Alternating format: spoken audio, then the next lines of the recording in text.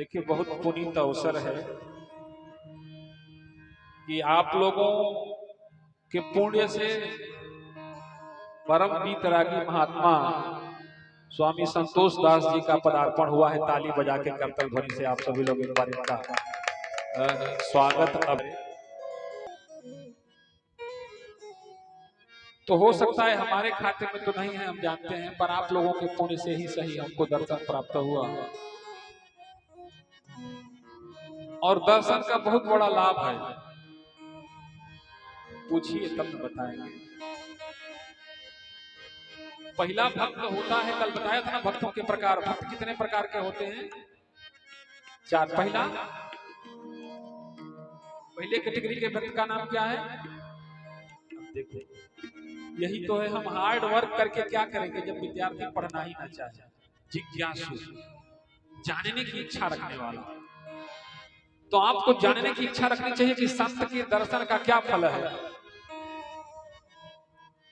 वो स्वामी तुलसीदास जी कहते हैं कि संत दरस जिनि पातक तरई। संतों के दर्शन मात्र से ही हमारा पाप नष्ट हो जाता है। दर्शन मात्र से ही हमारा पाप क्या हो जाता है? नष्ट हो जाता है। पूछिए कैसे? कैसे? अच्छा, जैसे अगर ठंड का समय हो, ठीक, और खूब तेज ठंड लग रही है, रजाई ओढ़े हो, कंबल ओढ़े हो, टोपी लगाए हो, मफलर बांधे हो, और उसके बाद भी ठंडी ना जा रही हो तो अलाव भी जला दिया हो। इतने के बाद भी ठंड लग ही रही है, पर अचानक ईश्वरी कृपा हुई, कोहरा छटा और धूप निकल आई। कोहरा छटा, धुंध हटा, धूप निकल आई। सूरज के दर्शन देते ही हमारे शरीर का तापमान बढ़ जाता है। बढ़ जाता है कि नहीं? वो ठंडक गायब हो जाती है। तो संतों के दर्शन मात्र से ही उनके द्वारा किए गए सत्कर्मों का जो पुण्य उनके अंदर संचित होता है, तो उस पुण्य के प्रभाव से ही हमारे पाप का क्षय हो जाता है। जैसे सूरज के उगने मात्र से ही शरीर में ताप आ जाता है, बल्ब के जलने मात्र से ही अंधेरा दूर हो जाता है, उसी प्रकार संतों के दर्शन मात्र से ही हमारे जीवन का पाप नष्ट हो जाता है। तो मैं बता रहा था आप लोगों को कि पहले तो यह सत्संग सबको भाता नहीं, सुहाता नहीं।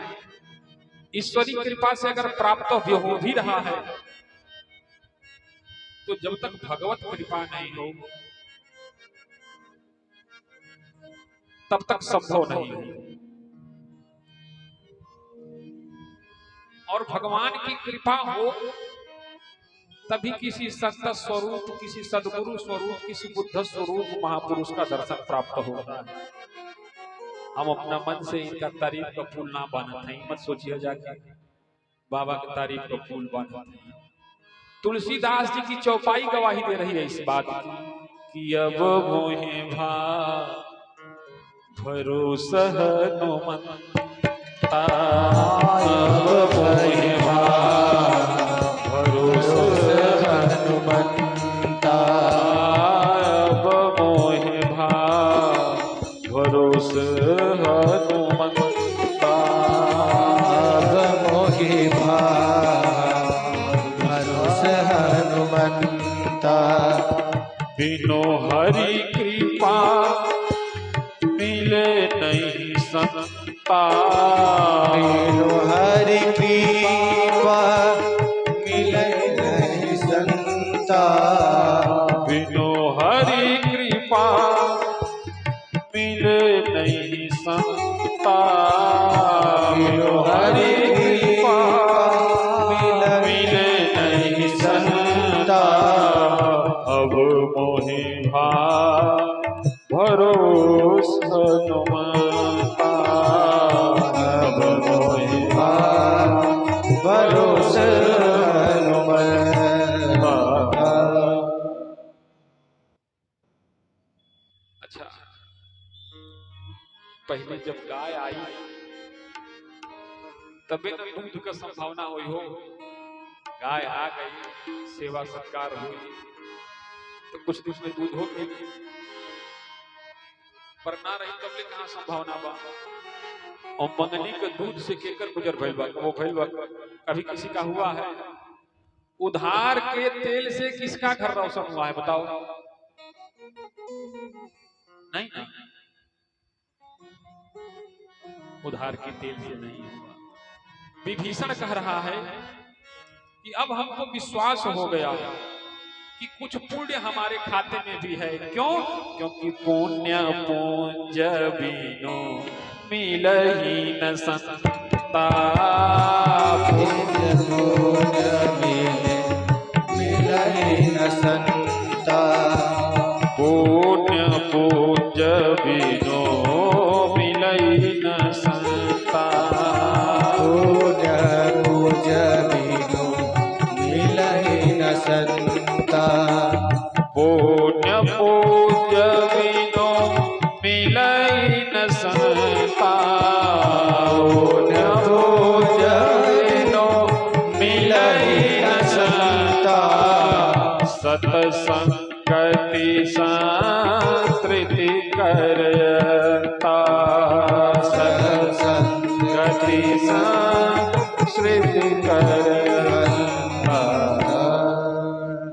अच्छा, बैंक से कितने लोगों ने लोन लिया है? हाथ उठाओ। बैंक में जाने पर तुरंत मैनेजर लोन दे देता है। हाँ, तू ले ले बाड़ा, हम जानता नहीं। अगर लोन नहीं लिए होते तो इस जन्म में आके भरपाई थोड़े न करते, किसी जन्म का कर्ज ही चुका रहे हैं।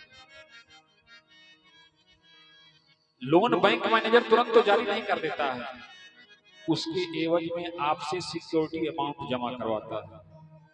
और मान लीजिए आपके खाते में अमाउंट ना हो तो लैंड प्रॉपर्टी जो है उसको सिक्योर कराता है। अचल संपत्ति जैसे मकान हो गई, दुकान हो गई, घर हो गई, जमीन हो, जायदाद हो, प्रॉपर्टी हो। और अगर वो भी ना हो तो कहता है कि तब हम आपको लोन नहीं जारी कर सकते। नमो राघवाय विराजिए, नहीं जारी कर सकते। फिर कहता है तो कोई दो गारंटर पकड़ के लाओ। गारंटर ऐसे हो जिनके पास या तो सिक्योर्ड प्रॉपर्टी हो, सुरक्षित अमाउंट हो, या लैंड प्रॉपर्टी हो, अचल संपत्ति हो। जब वो गिरवी रखेंगे तो इसके एवज में, जब ये सिक्योर रखेंगे तो इसके एवज में हम आपको लोन जारी करेंगे। जितना शांति बना के रखोगे आप लोग, उतना हम विषयांतर नहीं होंगे। क्योंकि पंखा अपनी रफ्तार तभी न पकड़ेगा कि जब करंट बराबर मिलता रहे। अच्छा, कई बार खतरा यह होता है कि वोल्टेज कम बेसी हो जाए तो जल भी जाता है ना।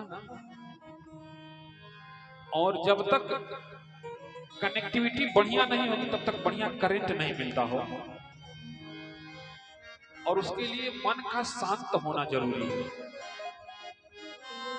बेचैनी दो तरह की होती है। व्यक्ति दो तरह का बेचैन होता है। पूछिए कौन कौन?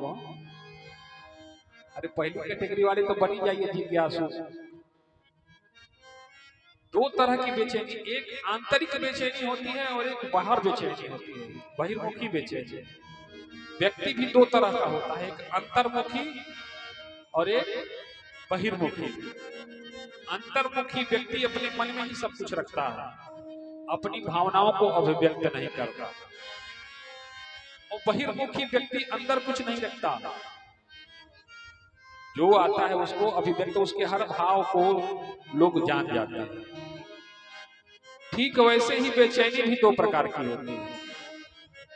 अंदर की बेचैनी को बोलते हैं व्यग्रता। आप समझ रहे हैं हमारी बात? अंदर की जो बेचैनी होती है उसको क्या बोलते हैं? क्या बोलते हैं?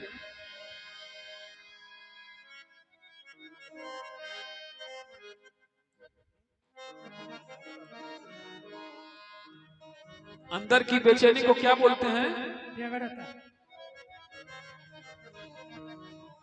क्या बोलते हैं?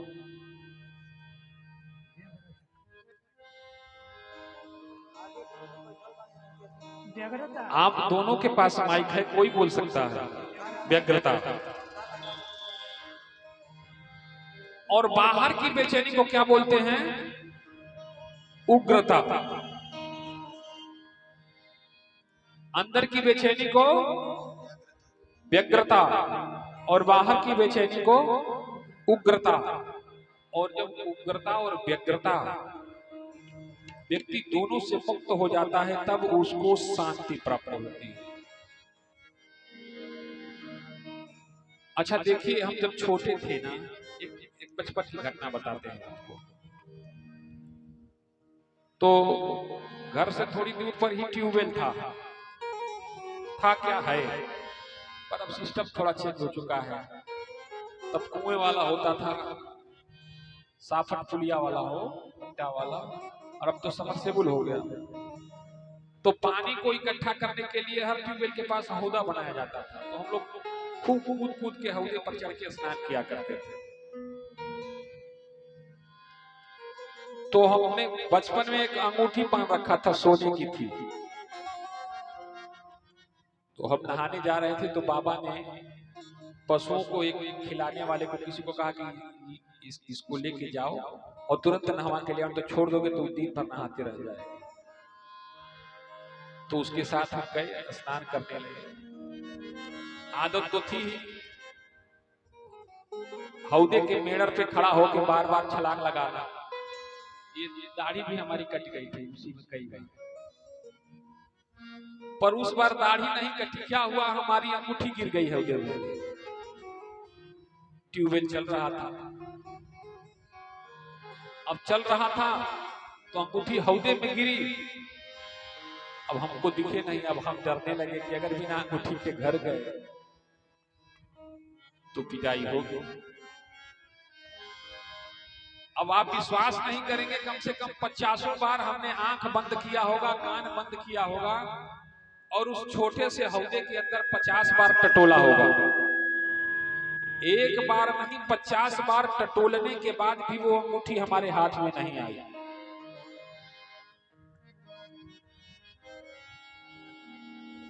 तो जो साथ लेके गया था बहुत पहुंचा हुआ व्यक्ति था। ये अलग बात है, वो अपनी पहुंच का लाभ ले ना ले, पर उसकी पहुंच का लाभ हमको मिला। उसने कहा, अरे भैया इसे कबो ना मिली तो ये अंगूठी। तो हमने कहा कैसे मिलेगा? तो झट से दरवाजा खोल के जाके ट्यूबवेल बंद कर दिया और बांह पकड़ के हमको हौदे से बाहर कर दिया। हमने कहा हमके कहे निकालत होगा? कहा पानी को स्थिर हो जाने दीजिए।